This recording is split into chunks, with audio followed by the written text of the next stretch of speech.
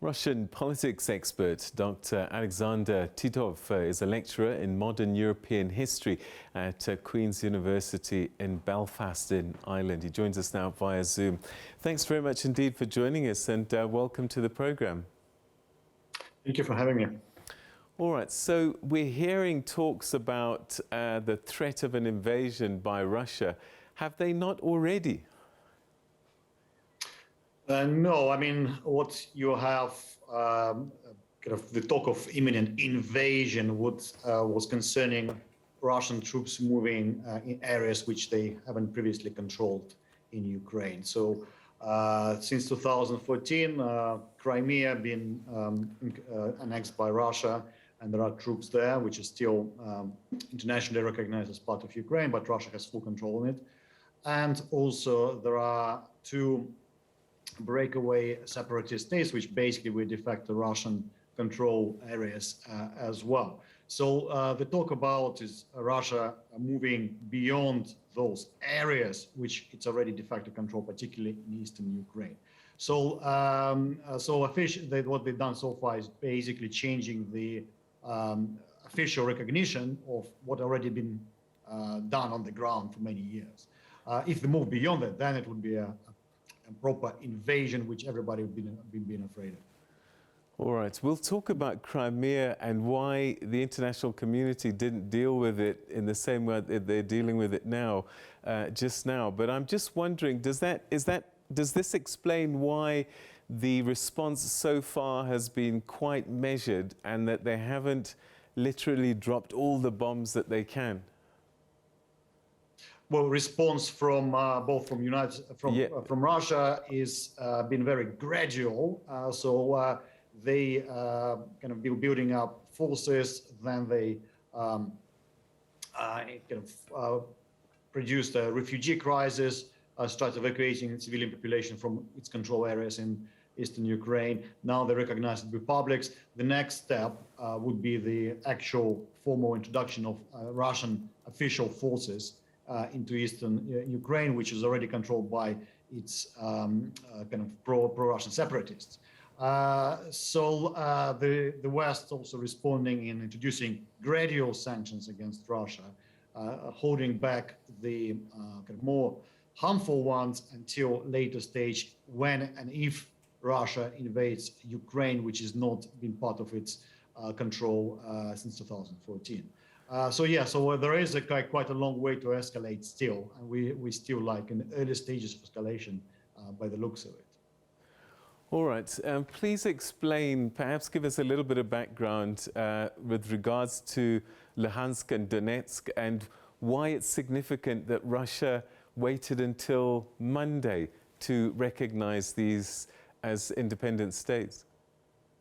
Well, in contrast to Crimea, which Russia annexed straight away and incorporated into its state formally, it always kind of denied involvement in the eastern Ukraine, and its plan always was to give them back to Ukrainian state, but on certain conditions, particularly the autonomy from the central government, and in a way would be a de facto kind of pro-Russian enclave in Ukraine, which Russia could exert influence through on Ukrainian politics and so forth. So that was the Minsk deal, which was signed in February 2015. And Ukraine, even though it signed it, never wanted to implement it because it didn't want to give autonomy to pro-Russian forces within its own state. So after almost 8 years of negotiations, Russian decided to abandon this Minsk process since it was clear that they were not getting anywhere with it. So now they moved to a different stage. Everybody's guess how far they will take it. And there is kind of quite a lot of potential for major escalation, not least because the rebels, they claim much more territory than they currently control. So they control about 30% of the region, and they say that they want to reestablish control over the full of them. So if there is attempt to move much further than the current line of separation, then it would mean a major war in Ukraine. All right, so it looks as if, and the United States has been saying this in particular, that Russia will create pretexts as a lead up to justifying a full-on invasion. Is this what we're seeing? They're talking about deploying troops into the area for peacekeeping purposes. Nobody wants to believe that, given the numbers. But do you get a sense that all that's happening is a slow build-up to what might be the inevitable invasion?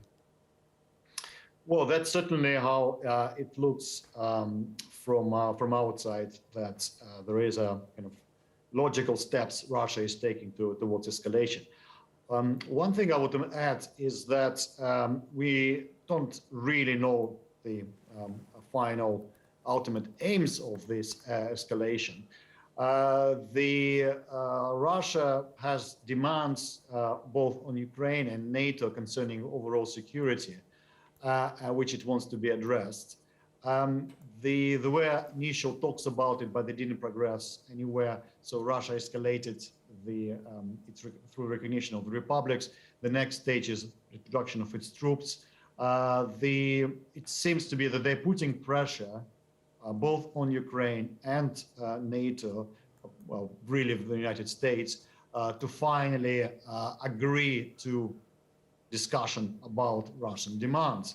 The moment there was no meeting Russians halfway, so they keep escalating, saying who will give in first.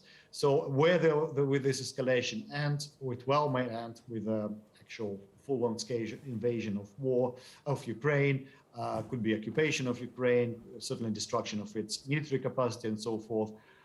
So we are in the game of escalation, but I think it's important to remember that there is also a parallel a diplomatic potential for resolving this conflict, which at the moment has been abandoned. As the Secretary of State Blinken, he cancelled his meeting with Sergei Lavrov, Russian foreign minister, which was due tomorrow. So that's been abandoned. So Russia is escalating, and the United States and Europe escalating by introducing its sanctions. Ukraine is a bit strange that they are introducing some measures, such as the recall of the reserves, but at the same time they're saying they don't really believe in the full-scale invasion, which is a very odd attitude to take given what's happening on the ground. But there we are. All right, so this state of emergency that they're declaring nationwide, are you saying that it's more positioning rather than actual readiness? Well, yeah, I mean, it's not going to address anything to do with Russian invasion. So they're not declaring mobilization, for example, for full-scale military mobilization. They're just recalling a very limited number of reservists, and they introducing this emergency measure, which is really to do more with controlling the its own population, introducing kind of various restrictions, but it's not really addressing the threat of invasion. So I think maybe the statements from the Ukrainian officials keep coming out that they still do not think that there will be a full invasion, which is quite a risky line to take, because if there is invasion, there will be, and they've been warned about it continuously by the United States and there are others, then there will be very difficult political situation as well as a difficult military one. All right, let's talk about the worst case scenario. Russia invades. To what end? What possibly could Russia gain from an invasion? Yeah, this is why I always was very skeptical about possibility of Russian invasion, is because the costs of invasion, both in terms of sanctions, but also in terms of having to care for the occupied territories, dealing with the civil resistance and so forth, were so huge and enormous that there is no kind of justifiable, rationally justifiable end for that. After Putin's speech on Monday, there is perhaps an explanation that he wants a radical reformulation of Ukrainian statehood. So destruction of the current regime change in Kiev, and signing a new type of constitution for Ukraine, which probably will incorporate those eastern states which he recognized as part of this new Ukrainian state with a wide-range autonomy, fishery neutrality, and so forth. It's very, very far-fetched plan, extremely difficult to implement. So that's what I would imagine the ultimate aim would be. But I can't believe they would actually try to do anything like that, to be honest. All right. As we wrap up, perhaps a final question. If they don't invade, it does seem that nothing will ever be the same again. I mean, we heard Joe Biden say, who does Putin think he is? I mean, that's quite language to use, you know. Then we have Luhansk and Donetsk. After, if let's say the diplomacy works, might there be a story about Donetsk and Luhansk as part of a settlement in trying to get something done here? Well, I mean, they were part of the settlement before, but that didn't go anywhere. And you have, I think there will be sort of a major, I'm afraid, any settlement involving them would only come at the end of a major conflict.